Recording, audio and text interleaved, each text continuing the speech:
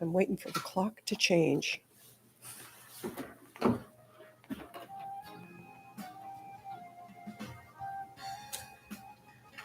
Make a correction. I think you missed one, but it. Do we want to? Not. Yeah. Okay, it's 6:30, so PCTV is underway. So I will call to order the November 9th, 2023 Westcat board meeting. And we'll start with roll call, please. Tom Hansen. Here. Tiffany Grimsley. Here. Dion Bailey. Here. Cameron Sassai. Here. Maureen Tom. Here. Gerald Parsons. Present. Okay, thank you. And if you'll join me in the Pledge of Allegiance. I pledge allegiance to the flag of the United States of America and to the republic for which it stands, one nation, under God, indivisible, with liberty and justice for all. Thank you. I'll entertain a motion to approve the agenda. So moved. And Second. okay, thank you. All those in favor, say aye. Aye. Aye. Any opposed? Abstentions? That motion passes 6-0. Okay, thank you. Do we have any public communications? Any? Okay. We'll move right on to item 1.0. That's the consent calendar. We have 5 items on the consent calendar. Does anybody have any comments on any of those items or want to pull anything? Or public comments or a motion? Motion to approve.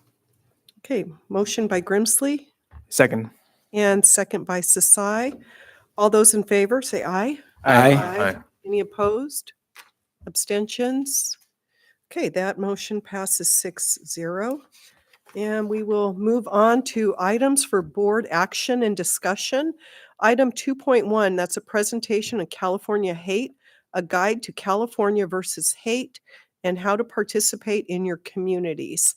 And Rob, did you have a report, or was that going to be provided by? I think we're going to ask Director Society to introduce this item, and then we do have a presentation. We do have a presenter here who will Okay, run a terrific. Thank you. slideshow. So I'll let. Go ahead. Thank you. General Manager Thompson and I had met with Ms. Monroe back in July of this year. And so we had a great discussion about how we can leverage state resources to keep riders safe on public transit here in Westcat. And so without further ado, it's been quite some time, but Ms. Monroe, I'll pass it over to you. Good evening. Go ahead, Ms. Monroe. Thank you, and I apologize. I am actually calling from the Japanese American National Museum, where we have we are doing a Commission on the State of Hate meeting. So I hope you can hear me, and I know I just thought it was very important to be a part of this meeting. So I'm really grateful to be back. And as I mentioned before, Pinole really is leading the way on a lot of these issues. So I really want to show my support, especially for what you may be able to do through the transit agency. So. If it works for you, I'm going to share my screen and share some slides that will speak more specifically to what we can do with transit agencies. And again, my apologies for any acoustics issues. Moment here.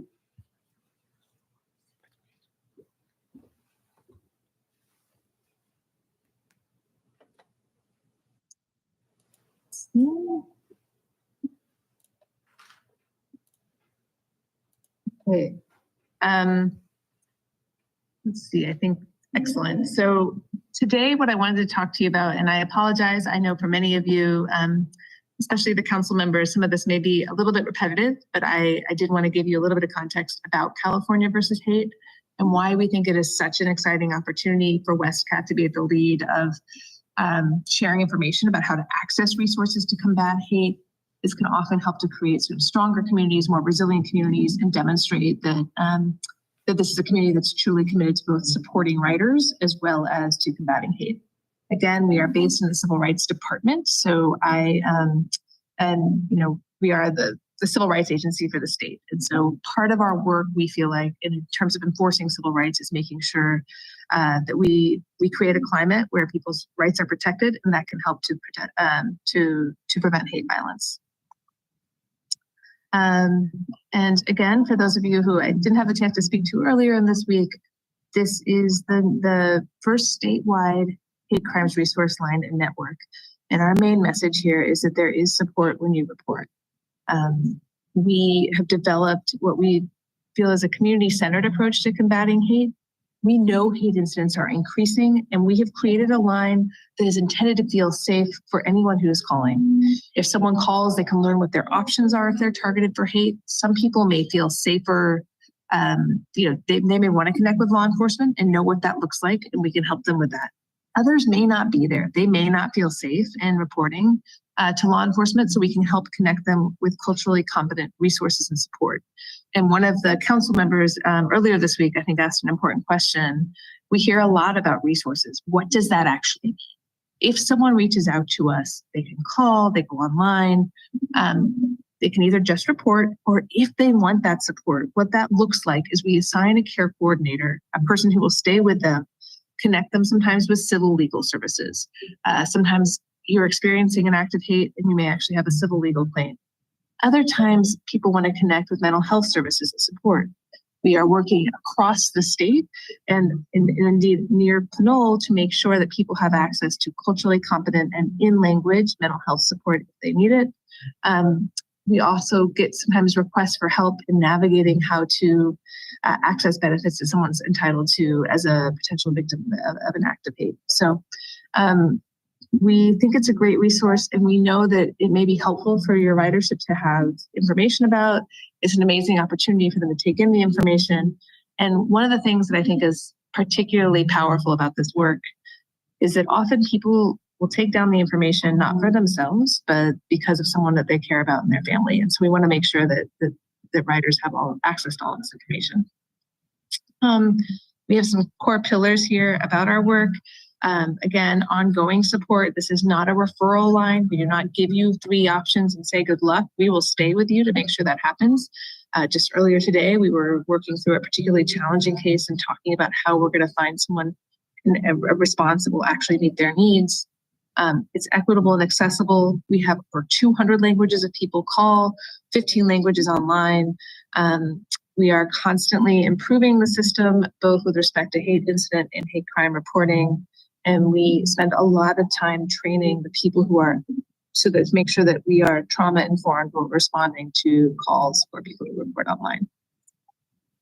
And I won't go into too many details about the intake process, but we just wanted you to have this information, and I will make sure that Mr. Thompson has it so that you can kind of see what the process looks like. What I really wanted to tell you is, if people call, I want to assure you, we take every call extremely seriously. We follow up with every single person. Sometimes people report and then they get scared, they're not ready. We give them time and we continue to follow up until they are ready. And again, we've got this network across the state. We work primarily with a 211 system, but our number, which is 8338 No Hate, has a 3-minute maximum wait time. And again, online, people can go and access this information. And the people who are responding are not only specifically trained in responding to hate, but also have sort of additional training to make sure that we're doing so in a trauma-informed way. These are some of the materials, and I was really grateful. The council members were very open to sort of working with us going forward. We want to make some materials specific for Pinole, and then that's kind of where I want to talk about making things that might be specific for Westcat. So we can provide the design services through a contract we have that may be helpful for transportation. So one of the things we wanted to give you an example of is we are California versus hate. We were modeled to some extent on some of the services LA versus hate offers. Through LA versus hate, and we work with the same vendor, they have done some metro media placement over the years. So this has included bus shelters, metro vehicle bumper stickers, other signage. They're still, I think, working on the tap cards, but it just, ways that we can help reach people. And again, the way that we have done it in the past is we will do all of the design for free, and then LA has printed out the materials and put them, on bus shelters, and also to some extent use them on bumpers for bumper stickers as for some of the metro vehicle cars. And here's some other images of what they've done in the past. Specifically, this is in LA again, but really kind of we're able to be a little bit flexible with respect to what signage needs are. Definitely a lot within buses that we can do as well. And I, before I move forward, I'll just say one of the other things I think, especially in a city like Pinole, that is kind of very committed to being more proactive on these issues. We can also tie this in with work and messaging that you're doing in libraries or throughout the city in other areas. So we can do that again throughout the Westcat system as well, if helpful. And I think, one piece I did want to share here, we, in working with LA Metro, have heard an interest in sort of learning about what are some things we could help with riders in terms of de-escalation and for tension that may happen on transit. And we do have a team that focuses on some of those issues as well. So I think that is where I will end. I'm happy to answer any questions. And again, just really grateful to you all for allowing me to come into your chambers twice this week. Okay, thank you. Does anybody have any questions of Ms. Monroe? Yes, Board Member Grimsley. Hello, Ms. Monroe. Thank you for being here. So my question is about your funding sources for California versus hate and any costs to cities or transit agencies that are partnering with you. Excellent. Thank you. And again, I'm sorry for hovering in. The acoustics in this room are a bit bad. So the majority of our funding we received, I'll just be very direct, we received over 3 years, we received $10 million in funding from the state legislature to stand up this statewide resource line and network to provide resources and support. So our funding covers the design, for example, of these materials. We also received a smaller grant from the federal government. We were one of the first states in the country to receive it to supplement sort of the work that we're doing through the hotline. But in terms of working with local governments, we have we can cover all costs of design, making it custom, helping to work with you to figure out kind of where things would fit. We have not, and we currently, and I think we could talk about it, but right now we do not have funding to sort of produce the materials. I'm working on seeing whether that's something we could do in the future, but for now we can cover the cost of the design. And for some, and depending on what you're looking at, you know, the bus signs are not as expensive to sort of actually print out. We can do all the we can do all the design, everything that kind of, so it's ready to be printed. And then obviously for some of the digital stuff, it's very low cost. We do everything. We can just give you the file to use. So that is what I think, you know, the vendor we've worked with has done in the past with LA versus Hate is design everything, make it ready to go. They just haven't paid for the actual production of the signs themselves. And that's kind of where we are right now with respect to funding. But if it's, you know, we're happy to talk about sort of what that could look like in the future, but that's where we are right now. Thank you very much. Okay, thank you. Any other questions?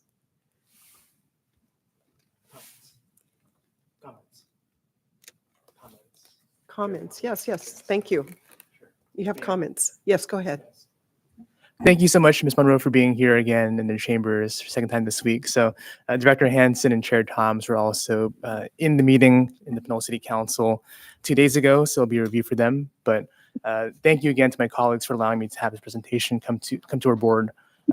Just for some brief background, the reason why I'm so passionate about this issue is because at the peak of the pandemic, 2020, anti-Asian hate crimes were on the rise here in California. My family felt it, and I shared a very, unique experience to my own family. So my dad takes WestCat links every day to work in the city from Hercules Transit Center. He has been doing that for many, many years. But one day during the pandemic, probably around 2021, asked me a question, and it was, do you think I should take public transit today? Because a lot of stories are going around. And that was his way of telling me he doesn't feel safe. I don't want that to be an experience for all of our riders here in WestCat, here in our region. Fast forward 2022, just last year, we received the California hate crime report from Attorney General here in California, showed that the Black, the LGBTQI plus community, the Jewish community were experiencing very, very increasingly high rates in hate incidents and hate crimes. And now with the Israel-Palestine conflict that is happening, anti-Semitism, Islamophobia is on the rise as well right now. And so we have a very unique opportunity to protect our riders, to leverage state resources and make it available to folks here in Contra Costa County, in West County. And there's one way to do that. So I do have a request from staff, and that is for staff to consult with the California versus Hate Initiative to develop custom materials for social media outreach and posters for print and display in each of our fleet vehicles and available bus shelters where it's feasible. And I'd love to ask my colleagues for their consensus on that request. Okay, any other comments related to that request? Yes. I think we should take a look at a program that, if we're going to be displaying stuff in the buses, other items that also need to be displayed. One of the things that I struggled with as a writer many years ago, and it's still a struggle in my perception, is bus shelters, which could display that anti-hate. And I like the fact that it actually wasn't centered around one specific group. It was California versus hate. So I thought that was amazing. So thank you for that. But the piece of the puzzle that I think our service area struggles with is displaying of when the bus is going to arrive. And like AC Transit, other agencies, they have, like, whether it's on a sheet of paper that's been laminated and it has the times of when the bus is coming. That is something that I think that is like way of priority. So there's like several things that could incorporate these messages as well as information to our ridership that will help them navigate when the bus is coming. Because I know I have a story that I've told for many years, and it still holds true to this day. When you are at the Richmond Parkway Center, you have a JR versus a JL, and one is a half hour, it's across the street, and one is a half hour, it's at the park and ride. Well, if you don't know where that bus is, which I didn't, you watch the other bus go by and you know, oh, I got to wait another half hour. Well, if it's raining, which it was, and it's cold, yeah, that half an hour is a long additional wait. So for me, if we're going to display some stuff, so this ties to something that's very personal to me as well, we need to display some stuff that so that people know when the buses are coming. I know that there's a regional study and or funding in the near future for that to be Bay Area wide. But at the end of the day, when you're standing at a bus stop at a pole and you don't know when it's coming, and if you don't have a smartphone, any kind of phone, and you're there, and I don't know how you deal with people that are maybe visually impaired, but it would be great if we could focus on that as well somehow. I don't know how you tie those two together, but if we're going to do something, I would like to help be a part of that. If we could look at something like that, and I don't know how we're going to fund that, but that to me is the most immediate need of our ridership. Okay, thank you. Any other? Yes. Yes. Just a quick thank you to I think it's Miss Monroe from California versus Hate. I thought it was a very informative presentation, and I like the idea that it incorporates hate just for all people living in California. I guess I've heard Director the various comments, and I guess what I could recommend is that we're coming up on mid-year, and so I'm looking to staff to give some guidance, but perhaps we could look at. There's some advertising cost on our end. So if it's digital, I think I heard that it was largely free. But if we're printing, wayfinding is expensive. I've done that before. I don't know about signs for billboard signs for bus stops, but wayfinding is not expensive. Perhaps we can look at if there's any money as we do our mid-year to see where we are, and then we can see what funds we have, and then we can decide how to allocate them. Whether if it's lots of money, perhaps we can do what I heard here about some signs about bus times. And if it's not so much, maybe the board has to make a decision on which program they want to go through first, knowing that we have a new fiscal year coming also, and perhaps we can allocate more funding at that time. So that'd be my recommendation, if it please the rest of the board. Okay, thank you. Director. Yeah, as Cameron said, that I did see the presentation was quite impressive. I think probably this is something we should really look at doing because hate is on the rise. And so I think we should give staff a chance to take a look at it and see what they can come together and be able to bring back a proposal so that we can get a better idea about how much work it would be for staff to make this happen and how much support we can get from the state on this. And sounds like it's going to be artwork and then we do the printing. But I think, yeah, staff could maybe bring back some ideas about how they can manage this in their schedule. Thank you. Go ahead. Yeah, and just wanted to ask a question of General Manager Thompson. Can you give a little bit of an approximation of what you believe the administrative costs would be, as well as the costs for printing and other materials? I mean, I guess I don't have a good sense for the printing cost. I think the digital media side of it is fairly easy to do. You know, we can move ahead on that. That wouldn't be a problem. In terms of what we could print, you know, we don't actually have any ability to post anything at any of the shelters other than, you know, small signs that we would post on our individual vehicles. They're not our shelters. We don't own them. There's no advertising space on board any of the shelters currently. So it would just be internal cards, potentially adverts on the side of the vehicle, which we would have to work with our advertising vendor to negotiate what that may potentially cost or what they may be able to donate. So I think it would be a little bit of work for us to figure out. But, you know, we're all well aware we're a small agency. So, I mean, I think it will be a little bit of a challenge to kind of devote an awful lot of time to this currently. We will need to kind of take that back internally and see how we can kind of work on that. Gotcha. It would be great for staff to start with the social media outreach, the low administrative cost part of this, and then, as Director Bailey had stated, have come back to the board in terms of review of the different costs and the different methods of implementation for this. So, thank you. Okay, and I have a couple of comments. Is that you know, the fact that we are a small agency, we have to be very cognizant of where staff can spend their time. But we do have a partner here with the California Civil Rights Department that could do some design. which could be incorporated, maybe on the website, there could be a place. And, printing something like a, 8.5 by 11 flyer that could be posted in a bus, is like, I think that would be minimal cost on our end. The part about doing posters, if we did posters or something that's posted on the side of a bus, that sort of thing, that's a trade-off of ad revenue that I don't think we can afford.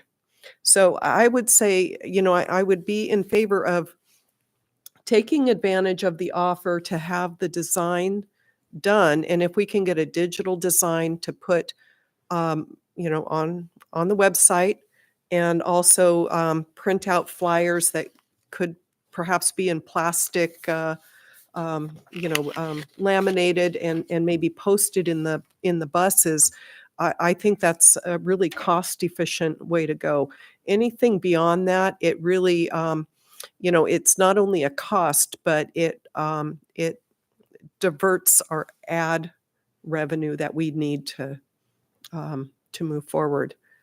So that would be my proposal. I'm just kind of curious if you have enough direction.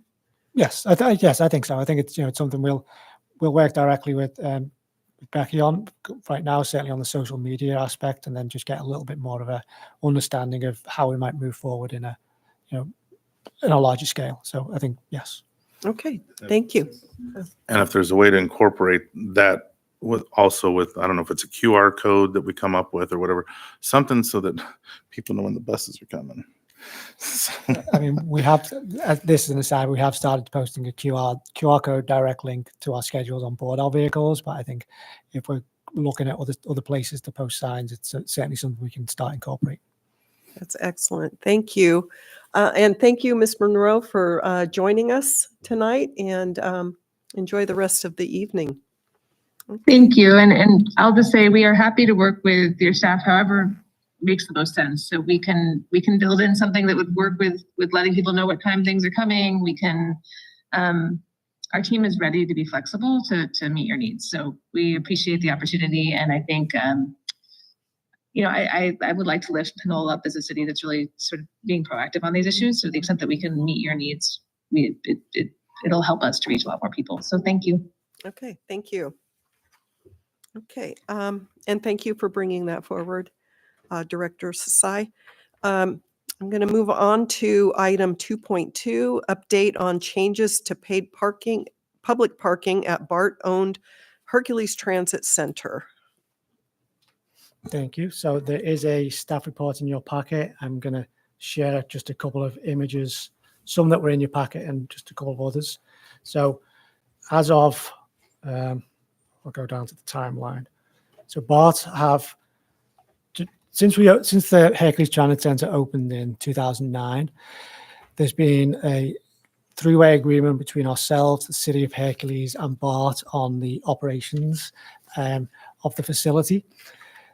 When we started using the site again, 2009, the agreement was that the City of Hercules contracted with Clancy Parking Organization, who monitored and maintained the parking facility. There's always been a charge to park at the facility. It's always been $3 per day, and the Clancy system was, you went to the website, you paid the fee, you printed out a PDF of your parking, and also two separate tickets that were valid for a free round trip on the Westcat service to BART. So basically, we encourage people who paid the $3 that they would be able to have a free trip to and from the BART station. So that's been in effect since the site opened. The agreement, the three-way agreement between ourselves, City of Hercules, and BART has been renewed a couple of times since then. And I think in the last couple of years, BART have got some new staff involved in the project who kind of wanted to relook at how the agreement was in place, wanted to actually have a little bit more understanding of the budget and the capital needs of the facility and how that may be funded through BART's responsibility, how that might work. So they wanted to take a little bit more control back from the city of Hercules in terms of the financial kind of oversight and how that would worked. So we reworked the agreements. There were no real changes. You know, the city of Hercules still provide the on-site maintenance and landscaping work, which they're now reimbursed by BART. And then as of November 1st, Clancy are no longer doing the parking enforcement. BART have actually incorporated it into their BART parking app. So it's one of the available options if you have the BART app to pay for parking on their site. So BART took the lead to contact and inform all of the current people who park at the transit centre. They contacted all by email and phone calls of everyone they knew from the Clancy system, including many people who have not parked there for a number of years. So they did do a diligent job of trying to contact everyone to know the change was coming. As part of the process, BART have installed a lot of new signage at the transit centre. If you've been there, they actually have put not just brand new parking signs up there, but they've also started to install signs, the Hercules Transit Centre sign at the entrance, the park and ride information, a little bit more clear information that's been there for a number of years. And again, as part of the project, they are going to be installing larger signs that display actually by stop location where our routes kind of are. So it'll be a little bit easier for when a passenger comes to the island where the buses go. There will be a larger sign directing them to, you know, aisle B, bay 2 if they want to catch the route 12. So we work with BART to design these. These signs are not quite in place yet, but they are part of the process. But as part of the changes to the BART parking, they did do a soft launch on the 16th of October. From November 1st, Clancy tickets were no longer valid, and you had to have a BART, go through the BART app and park that, and BART are now doing the enforcement at the location. And I think as of the 15th, they are going to start issuing tickets for people who are not paying to park there. So just the same as it is at all of the other BART stations. But we did maintain the agreement that we would that they would still honour the free pass between the Westgate, from Westgate to the BART station. So we go through a process of being reimbursed for every rider that in the past showed a paper ticket. We have transitioned to the new BART app. So on the left of the screen is people will, using their smartphone, once they've paid, will show our driver, they have paid for parking. Our driver will note it on our fare box and allow the passengers to ride for free to the BART station, and again in the evenings to come back to the station. We are ensuring that our drivers are correctly recording this information on our fare box, because we no longer have the paper ticket that we can use to validate and ask BART for credit back. So it's really important that our drivers are using the fare box to acknowledge when each one of these passengers get on board with their flash pass. Then at the end of the month, or at the end of the quarter, we collate all of that information and we request reimbursement from BART. So it's just a slight change of how we've been doing it for a number of years. We've kind of cut out the middleman, if you like, and it's now more of a direct relationship with BART. I think the signage, when it's completed, the signage that's up there looks really good. I think once the whole work is done, it'll make a big improvement to the Hercules Transit Centre. It's 14 years old at this point, and a lot of the signage has not really been updated over that time. So it's time just to kind of increase that, make it a little bit more friendly, and hopefully it'll encourage more and more riders to start coming back and using transit. I did get some initial numbers from BART that they were, there's 440 spaces, I believe, 420 spaces, which we used to not quite fill out before pre-pandemic, but pretty close to. We would get close to 400 riders. But right now we're averaging, based on BART's numbers, before they start ticketing people, they're selling around 140 passes daily. So there's definitely a lot of available space at the Hercules Transit Centre currently. So I just wanted to share some of the new signage that's going out there, some of the new way to parking it. As I say, Bart took the lead on getting this information out to our riders. We've worked with our drivers to ensure that they understand the new process, and so we're just kind of moving forward from there.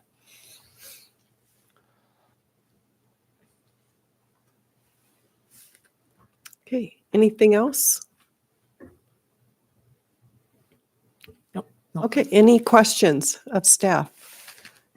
Yes, Director Hansen. Rob, do you think either way this will have any effect on ridership or the use of the transit center? Because I believe it's like a monthly pass now, and it's just a license plate they're using. So do you see any effect, either in a positive or negative, on the use of the center or ridership out of the center? I don't really, because I think people have been used to paying there. It's just a different way of paying. So it's not like that. It's not like they've have suddenly started charging, or there's no actual change to the process. I don't see that it being a big impact. I mean, the one thing that they did eliminate during the process is there used to be an option to purchase a monthly parking pass and a monthly Westcat monthly pass. The usage on that was very low during the pandemic, and at the time we initiated the conversation with Bart to eliminate that, there was one person using it per month. Unfortunately, a couple more did start using it, so that option is no longer available. So it does just give people the option to park there and get a free daily ride, not necessarily a monthly pass kind of option. And it's worth noting, because it's always been in place, that the nature of the agreement is a round trip to the BART station. This voucher is not valid on the links. It never has been. It's always been if you choose to park at the Hercules Transit Centre, unfortunately, the full cost of the links trip is still kind of required. Okay, thank you. Any other questions? Yes, Director Sasai. Thank you. How will the first-time parkers and folks who use that continuously be differentiated, and how is it enforced by staff? So BART have always had a separate designated area where people can park for one time and without charge, and they have maintained that. They've moved the location slightly, but people still have the ability to park there. BART are using the license plate scanner to kind of determine who has paid and who hasn't. And the first time, I believe they get, similar to how Clancy's done it, Clancy just used to leave a warning note on your car saying, this is your one-time chance to free parking. So that option is still there. And I think certainly for the initial period, the warning notice will also include information of how to pay and what the process is. Great. Okay, There's a lot of tech involved. Gotcha. Thank you. Any other questions on this side? Okay, I have one question. Is BART rolling this program out for their station parking lots as well? Yes, I think we're actually one of the last lots to have it. I think the main BART parking lots have had it for a while. So each location has some different restriction on hours, and I know BART have a long-term parking initiative that the board approved a couple of months ago, and it's all based on availability of parking, that they can increase the cost at certain locations. If it gets towards 90% capacity, it goes from $3 to $4 or $5. But that's at Hercules, that's not the case. It's just a straight, this is how much it will cost to park there. Great, thank you. And that's information only. So if there's no other comments or questions, I'll move on to item 2.3, and that's formal approval of amendment number 1 to the agreement for the provision of public transit service between Westcat and MVE Transportation. Okay, thank you. So we've talked about this a couple of times over the last few months. MV have been in negotiations with the drivers union, the Teamsters, about extension of the CBA agreement between MV and the union. We have an agreement ourselves with MV, and then MV have the agreement with the union. So the union negotiations have been going on for a while, and they are I think there's a tentative agreement between the two parties in place. We were hoping that the union themselves would vote to approve the agreement with MB last weekend, but there's just some internal issues that they're trying to iron out in terms of how their benefit structure is in place. It's not an issue between MB and the union. It's an actual how the union are dealing with the outside healthcare provider and kind of potential how that's going to work. So we're hopeful that the agreement will be in place. I think they're looking tentatively at the first week of December to make their vote and ratify the agreement.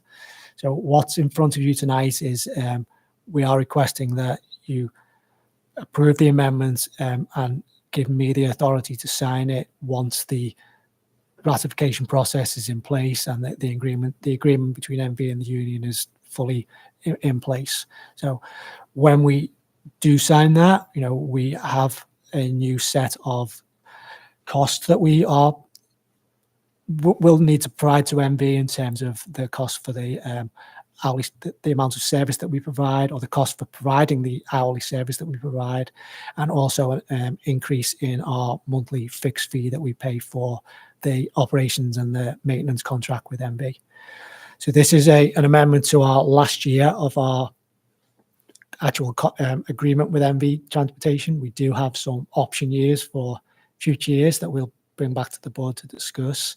But just to go over the changes from the initial contract, which requires us to do this amendment, because of the negotiations between the union and the drivers, the drivers and MV, the new agreement will mean that the drivers' salaries will increase, and that was not reflected in our initial contract, our initial agreement with MV when the costing was done back in 2020.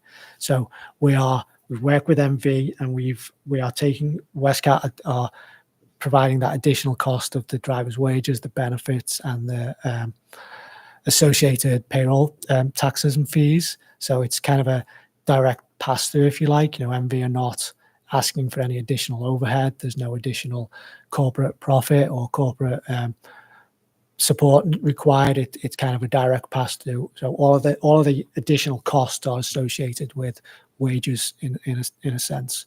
So the hourly cost that we provide for service directly affects the hourly rate that the drivers receive, which is why the amendment talks about us going from the current contracted rate of $57.55 per hour of service to $59.73 per service. And then that's a 3.8% increase. And then we also pay what is a fixed monthly cost, which takes into account all of the other non-union workers on board with MV. So that takes into, and the way our contract is set up, any increase in the drivers' wages the road supervisors and the dispatchers also receive an increase directly tied to a dollar amount above what the drivers get. So if the drivers' wages go up, the road supes and the dispatchers' wages go up by a certain percentage to kind of make that difference in their wage scales and their different job responsibilities. So that money is reflected in what we pay as the monthly fixed cost. And then the other change to that is, I think over the last few years, we've certainly noticed an increase in number of trainees and people coming in to be trained for, to become a driver. And while, again, when this contract was signed with MV in 2020, there was provisions in place for training and safety training and, operator training.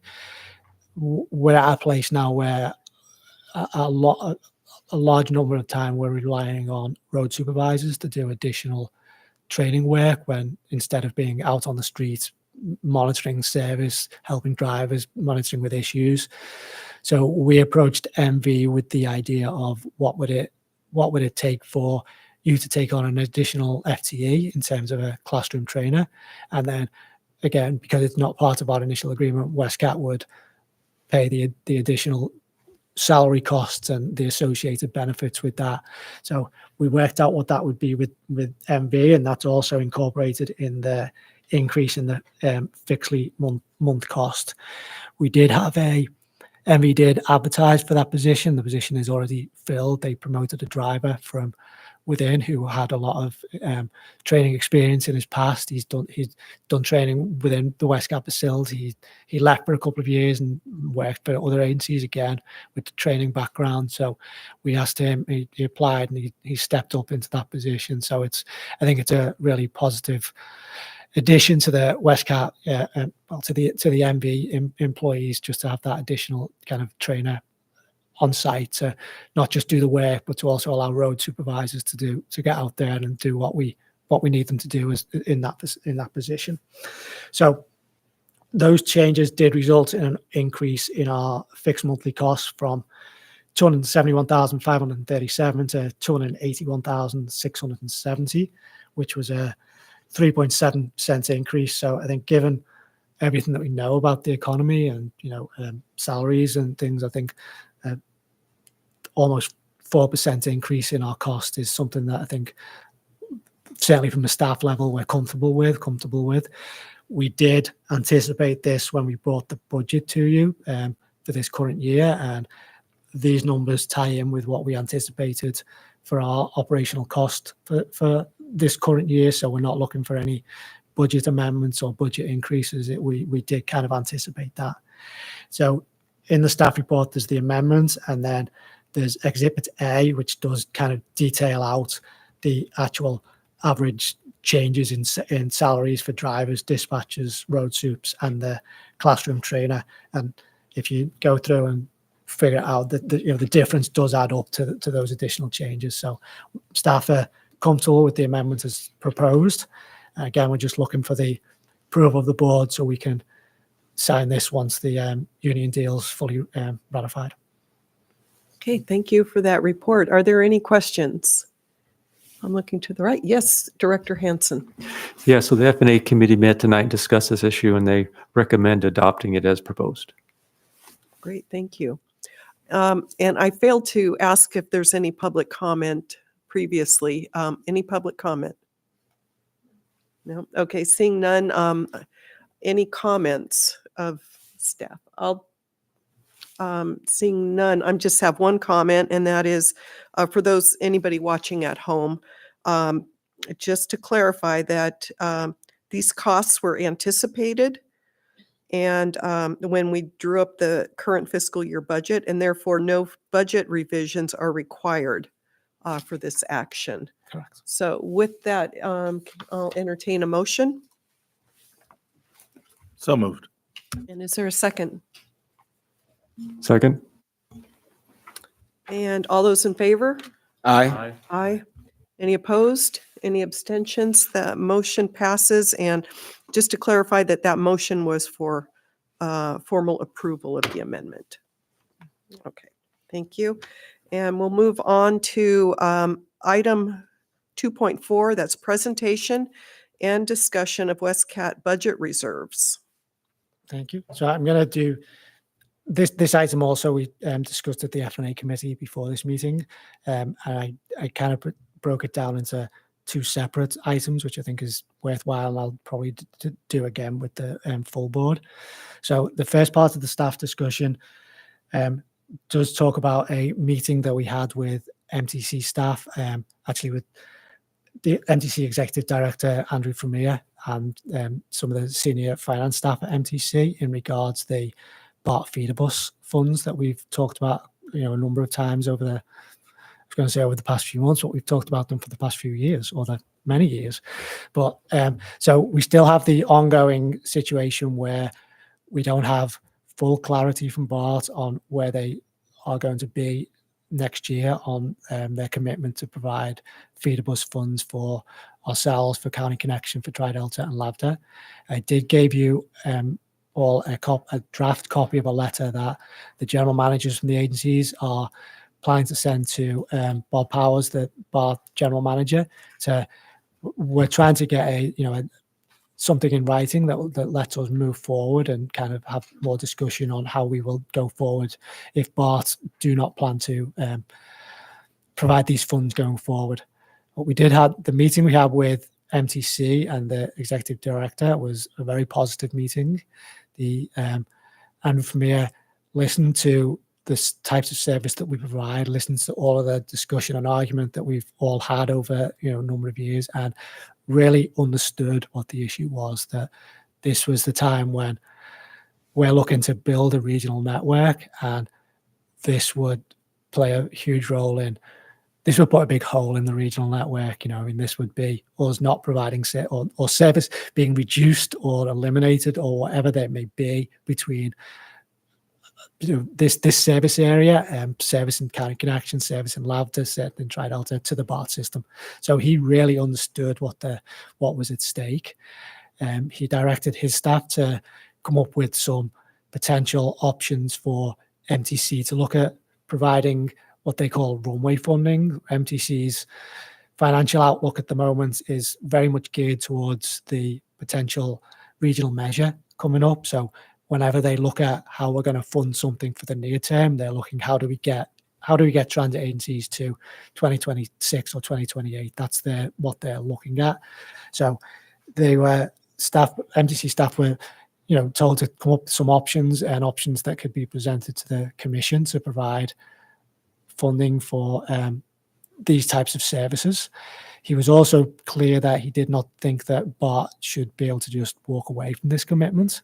So I think there's still other conversations to be had going forward as to how we keep that discussion going. And the intent of our letter to Bob Powers is to start that discussion. I think whatever response we get from that, we would then look for our individual board chairs joint board chairs to sign a joint letter to the president of the BART board. And then I think Andy Vermeer has asked that we kind of keep him CC'd on all of this so he can keep the commission involved. So I think we're starting to see a little bit more traction at a higher level, certainly within the MTC, of how important these services are. So I still don't have an update of here's the next steps. We're going to go to put this in writing. I think we're still looking for just a little bit more clarity from BART. But we have been working closely with CCTA and Tim Hale and his staff to put together a cohesive flyer with the information, some more talking points that board members can use going forward. So I think we're really working on a staff level to get this in a place. Well, hopefully we can resolve it on a staff level. If we can't, we're looking to get this the information out there to you as the elected officials to kind of take this to the next level and have that kind of conversation. So all of this will tie into a little bit of information I'm going to give about our reserves and the policy of that, but that's kind of just an overview of where we are in that discussion. So I don't know if there's any questions around that, and then I can get into the second part of the discussion. Okay, thank you for that report. Are there any questions from the board? Yes, Director Parsons. And thank you for your phone call earlier today, going over some of this stuff that we spoke about. And one of the things that I mentioned is that if for some reason BART does take the funding away, if that actually becomes a reality, maybe we should start to look at the Water Transit Authority and start figuring out how to feed the ferry system that's currently operating out of Richmond. I mean, if things go south, and maybe that's something we should be looking at in the future anyways, and or when Hercules, if that gets off the ground in the future, feeding that system as well. Alternatives. I can say that, BART and Westcat for me in the past has been fantastic. And 9/11, as we're going across the bridge and finding out what was going on, I was able to call. It's like, can you keep the buses running, the JX, because we're all coming back. And, at the time, Mr. Anderson was able to do that. And Westcat was huge in getting us back to this area. So I'd hate to see where if we lost our bus service to the BART system, but if that becomes a reality, maybe we should be looking at the ferry system. I'm not sure of feeding that. I just wanted to make that comment publicly. Thank you, Director Parsons. Any other questions? Any public comment? None? Okay, I'll bring it back for any comments of the board members, or let's see, this was, So I'm going to go back, if you don't mind, I'll go through the reserve. Oh, part yes, of it now, thank you. So no problem. So I only have one slide to share, but I will share the slide that I have. So again, all this information is hopefully in your the staff report, but the item, what I would like to at least start the discussion on and start talking a little bit about is our reserves. You know, we talked a couple of months ago about where we thought our reserves would be at this point, and we've just finished our audit process. I don't have the actual final number, but we believe our reserves are around $10.2 million currently. So on the left is how we have previously established, the board have established a number of board reserves. Again, we talked about this at the F&A committee. So if we took our current $10.2 million reserves, we have a $2 million general reserves that the board did. This doesn't show the numbers, but we have a insurance reserve, which is $40,000, a vehicle reserve, which is $150,000, and a facility reserve of $100,000. As we discussed at the F&A committee, those numbers were set a long time ago, and they probably had a lot more value and meaning to them back when our budget was, $8-9 million and our reserves were $3 or $4 million. So I think it's time for us to really consider how the board want to allocate our reserves and how they want to, what they feel should be something that we ensure is kept on hand for emergency purposes, for operational purposes. Back when the vehicle reserve was set at I believe it was originally set at $300,000. The reality today is that's not going to buy us much in terms of a vehicle. So is there a real need to have that kind of reserve in place? Again, with our insurance reserve, reality is we're probably not going to pay more than a few hours of our legal team's fees if we needed to get into that. It's something that we look at slightly differently now than we perhaps did. So I think there's just a way that we would like to have a discussion with the board to come up with ideas of how we allocate our reserves, how we inform our reserves going forward. I think the one change that we've made, it was a suggestion that Chair Toms kind of brought up a few months ago, and it came up because MTC were asking what our reserves were, and they were looking at how they may allocate certain amounts of funding based on the reserves that ATs had. So at the time, the board had already approved the purchase of the 2 vehicle purchases that we've made in the last year. So we work with MTC and said, okay, well, we need to take this money out of our reserves. It's already obligated. The board have approved this. We can't touch it. That's where it's allocated to. So when we do that, our reserves kind of come down to the $6.8 million. So I think tonight we're just looking for a little bit of direction on what the board would like us to bring back. There's a number of options. Should we be looking at having a percentage of operating service kind of on hand? Should we be looking at a percentage of our monthly costs on hand as our reserve?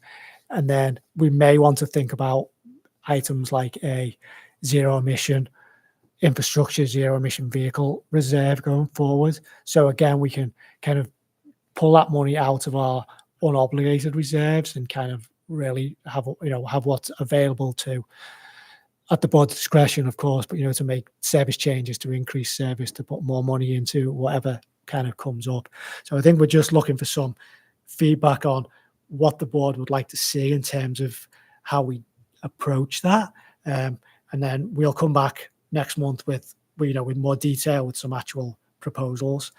And again, a lot of this came about because at the end of your staff report, there is a set of numbers that MTC requested all of the operators do some projections based on tried to do an apples to apples comparison between all of the operators. So everyone was kind of told your service levels stay at where they were in this year, only escalate costs by, in this line, 2.9%, this line 3%. So everyone kind of used the same metrics to look at where their fiscal cliff was, where they kind of ran out of money, where their reserves were drawn down completely. I think what it did was it allowed MTC to work on the funding that they are receiving through the state budget this year, the SB 125 funding. And actually yesterday at the commission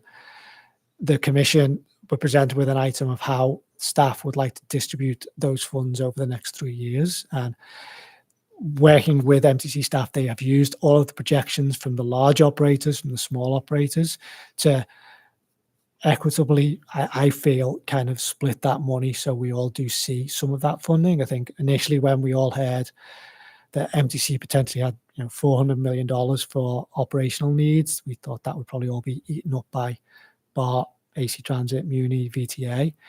But we got where at least provisionally, based on the numbers that everyone presented, MTC anticipate that Westcat will be allocated $3.2 million over the next 3 years as part of the SB 125 process, which is a larger number than I certainly anticipated we may see from that. So I think it's a positive result of staff going through the process of making these projections, looking at our numbers and kind of seeing where we were.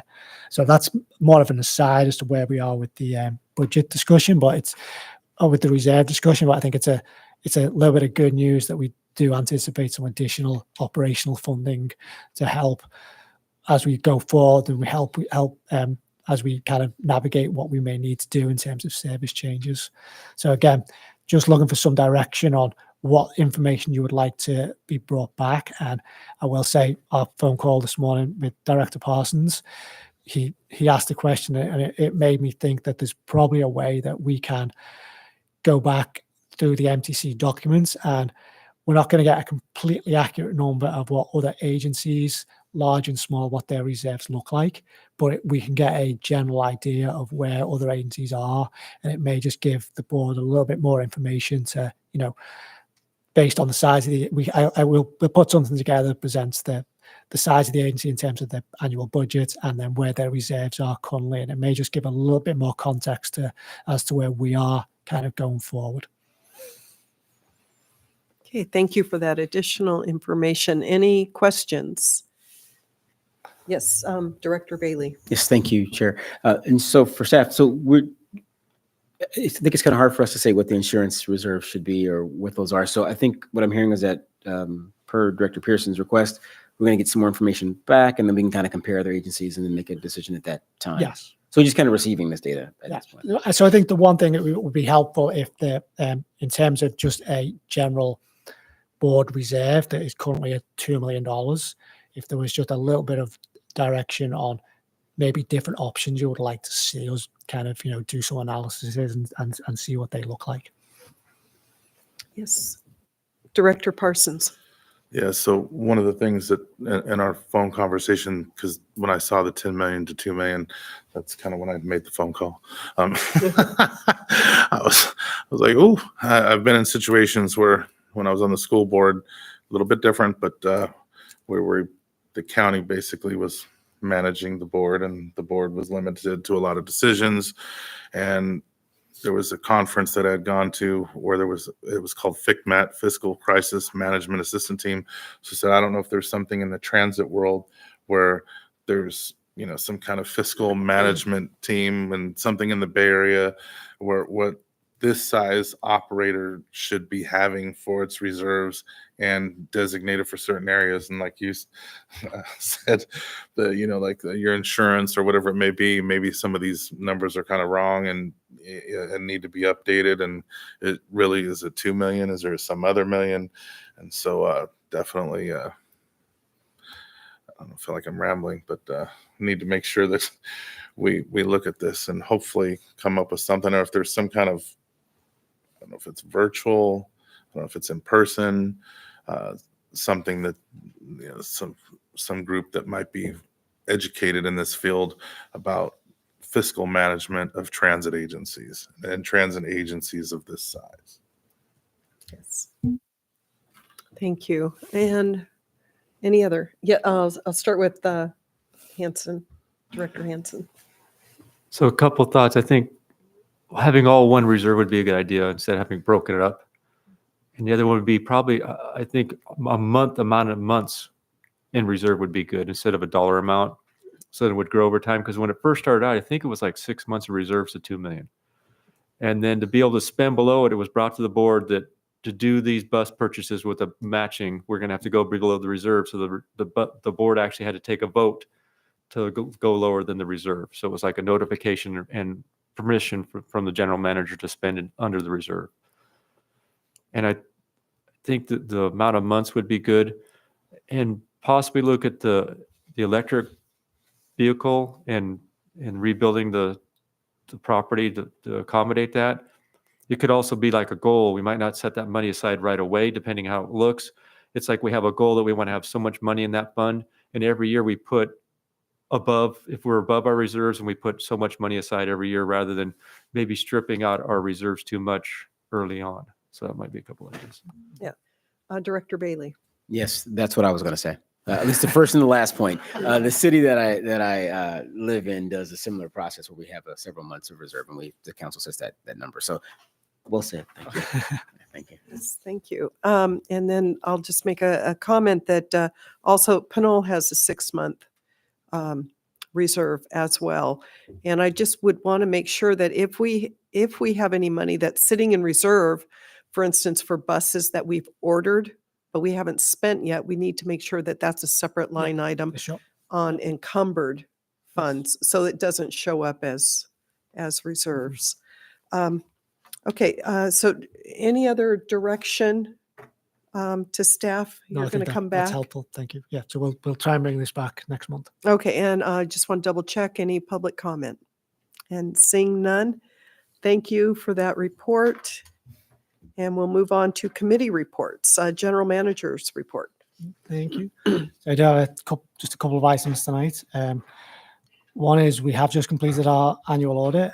Our finance staff, Yvonne and Deborah, have done an awesome job working with our auditor to get us through that process. So we didn't quite feel we were just ready to bring it to you tonight. So we'll probably bring that to the board for it's information and file, kind of receive and file information. So we'll bring that at the next board meeting.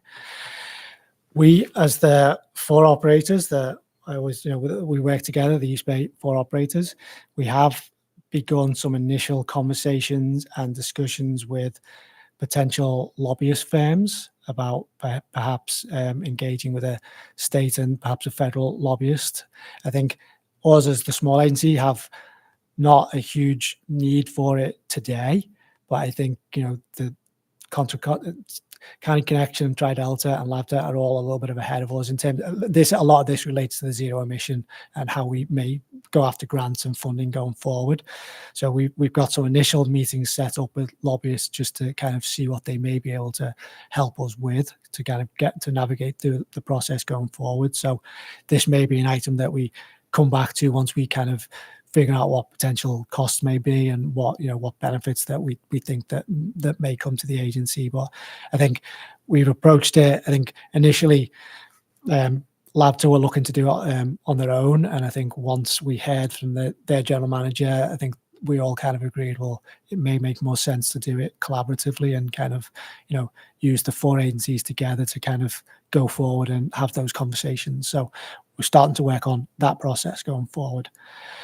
We have also begun working with CCTA on their means-based fare pilot program that they initially launched in East Contra Costa a couple of months ago and has slowly been growing. Staff Mika and Denisha, who's not here tonight, have taken on that project and have been working with CCTA staff to figure out exactly how we can roll that out within our own service area. This is a program that applies for ADA passengers who may qualify for, if they meet the income thresholds, they may qualify for free transit, basically. So we will provide tickets through, and it's all funded through Measure X through the county. So it's a pilot that they're trying to roll out throughout the entire county. So they started in Eastern Contra Costa, and they're now working with ourselves and County Connection to roll that out to the next step. And then I'm going to share, as part of our work with the East Bay operators, we've talked about the one-seat ride program that we have in place. And we've worked with and County Connection took the lead on this because it's essentially they provide this service on behalf, but they have, bear with me, we have produced a video that is, I'm going to share with you tonight, that is not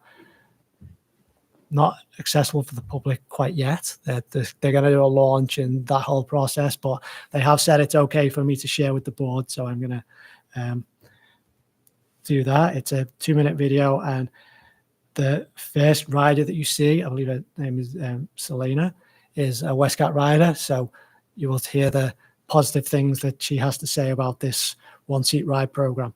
So transit travel has never been easier with one-seat regional ride. Together, County Connection, Tri-Delta Transit, Westcat, and Wheels have teamed up, keeping passengers in mind. Before one seat, I will call 3 or 4 days in advance to set up a transfer. Then my agency will take me to the BART station. I will have to sit and wait for another transfer from the other agency to pick me up. Before one seat, passengers wanting to travel beyond their local agency's service area had to transfer with another agency to reach their destination. Now with one seat, there's no transfers when traveling throughout our combined East Bay Transit service areas. Sitting at a BART station waiting on another transportation agency to arrive. My passengers love it. They don't have to go from one bus to another, and they feel a lot safer. Saves me a whole lot of time, and I'm able to track them on my transit app. It's one seamless, point-to-point paratransit travel experience. Reserve your ride, pay your driver, go straight to your destination. I now use one seat for my leisure. I've been to baby showers, even cherry picking. Travel further, one seat provides freedom and convenience in a life-changing way. All I have to do is make one phone call, make a reservation, and they pick me up. Cuando yo llamo a one seat para hacer una cita, no tengo que esperar mucho tiempo, me atienden pronto y muy amable. No matter which partnering service area you live in, a County Connection vehicle will pick you up and take you all the way to your destination. Thank you, and your one-seat trip is all booked. Learn more about how one-seat regional ride can help you, your way around the East Bay. And if I had my way, the one-seat program, it would be spread all through Costa County.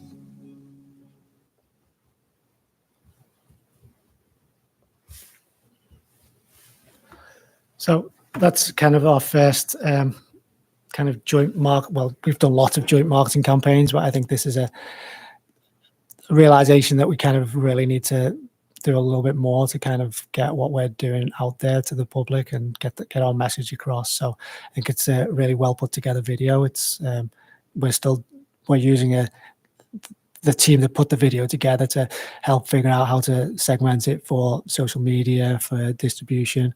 It has already been shown at the recent APTA conference, and I believe also at the California Transportation Association conference that is coming up. It's also going to be highlighted there. So I think it's a good step forward for us working together and kind of trying to show people that what we're doing is pretty good and pretty unique in this kind of area of the Bay Area.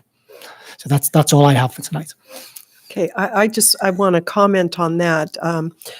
That's been a long time coming, and it is filling an incredible need for elderly folks, people with disabilities, instead of having to transfer.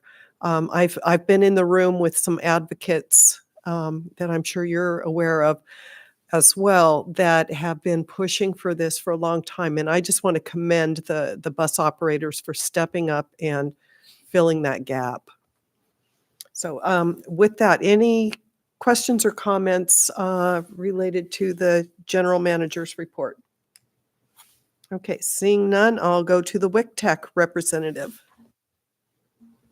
All right, so at our last meeting, a couple items of interest for tonight. there was talk about or action on the Measure J 20B funds for additional transportation services for seniors and people with disabilities. So we're looking about $750,000 for that, and West Cat's looking at a potential of $135,000 from that program. So that's a good thing. We're getting some money out of that one. And then also was a comprehensive travel training program discussion during COVID. It kind of went away, but it's Joanna Pollock's been running that and also did the presentation, but she's going to be retiring. So we're talking about how to fill her spot and keep that program going because it helps seniors and people with disabilities actually learn how to navigate the system who really don't know how to get around on BART or on transit. So it's a really good program. They said it's done a lot of good, but now they're trying to figure out how to bridge that gap with Joanna leaving. And then one other item is that actually City of San Pablo is looking at doing their own one-seat program for medical trips. So that was for $85,000 from Measure J also. So they're looking at doing their own program on that. And then the discussion is continuing about renaming WICTAC and exactly what that would mean for all of their contracts and other things. So the discussion continues because it's not an advisory board anymore. So they want to try to change the name so that it no longer says it's advisory, but the drama continues. And that's my report. Thank you. Any questions on that report? I'll move on to correspondence. Correspondence, none. Any board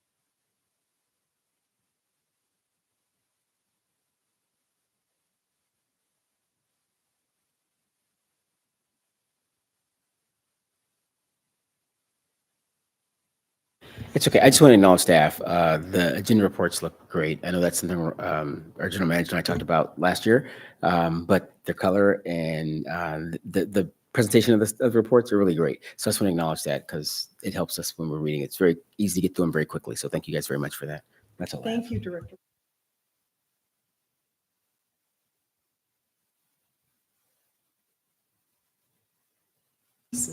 Just potentially, I don't know how other board members would feel, but I was just wondering if we should have a discussion about a 6 p.m. start time.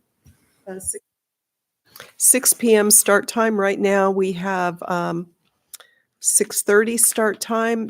Does anybody have would anybody have any problem getting here by 6? And I know that And/or is that a problem for staff? yeah, we'd have to check to see if it's a problem for staff and CC and PCTV. It's definitely not a problem for staff, I think, Okay. So, Can I make a suggestion? yes. Maybe we do that one at the beginning of the year, just because there may be new board members who may have an issue with the start time. Yes. That's all I would just suggest. I personally, at this point, I don't, but it might be a good idea. And then we could also check with the folks back in the back. Right, right. So maybe has it I guess that's why it's a future agenda item. Sure, we can look to when the new all the new council appointments are made, we can look to put that at the following meeting for sure. Okay, great. I know some of us have other meetings on the second Thursday of the month that we forego because we're here. So If you remember, we were 6 o'clock. Mhm. But we moved it to 6:30 because one of the board members at that time couldn't make 6 o'clock. So that's why. Mhm. Yeah, we were 6 o'clock up until, I don't know, 5 years ago, whatever it I was. have no objection. And then the next board meeting is scheduled for Thursday, December 14th. Do we anticipate that we're going to have items on that agenda? I believe we probably will, because I'm hoping we'll have some actual information from Bart and the feed of us. So that's kind of all we might go to. That we will hope to have that, but we will maybe reach out in the next couple of weeks if we don't think that item's coming up and ask the board, their pleasure. But at the moment, yes, we do anticipate. Okay, great. Well, thank you. With that, we will adjourn the meeting at 7:46 p.m. Thank you all for participating.